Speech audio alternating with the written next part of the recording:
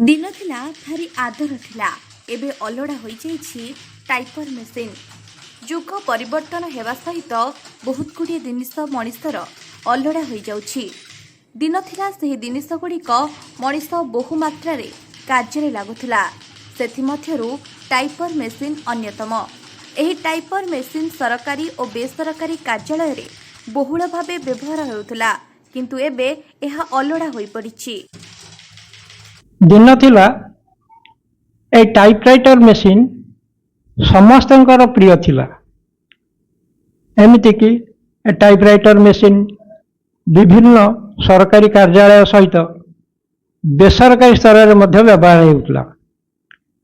एमिति केतेक लोक माने सेमानकर व्यक्तिगत जीविका अर्जन पई टाइपराइटर मेसिन को व्यवहार करथिले, किंतु समय क्रमे टाइपराइटर मेसिन बर्तन अलड़ा हो जाइछि। यार बहुत गुड़े कारण अच्छे। मुख्य कारण आधुनिक जुगरे कंप्यूटर रो प्रचलन जोगु टाइपराइटर मेसिन एक प्रकार अलड़ा हो जाइछि। टाइपराइटर मेसिन रे जो काली व्यवहार करा जाए यार दीर्घस्थायी काली, जोटा कि बर्तमान कंप्यूटर प्रिंटर एभली काली व्यवहार करा जाऊ नाही।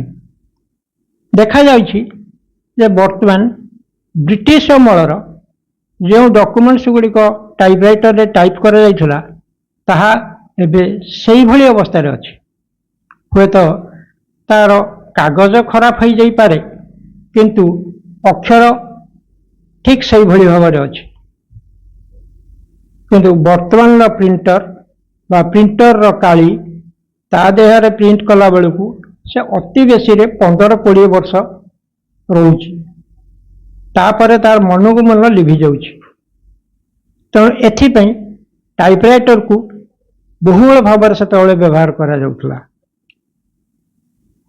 टाइपराइटर एबे अलड़ा हो जवार आउ गोटे कारण होउछि जे कंप्यूटर रे अल्प समय भितर विभिन्न प्रकार सुंदर भाव में काम करी होउछि एवं कंप्यूटर मेमोरी रे यह को रखी होउछि, जोटा कि टाइपराइटर मेमोरी नाही।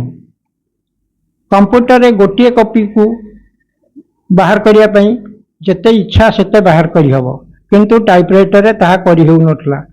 टाइपराइटर रे कॉपी बाहर करिया को हेले कार्बन रे व्यवहार करा जाउथला।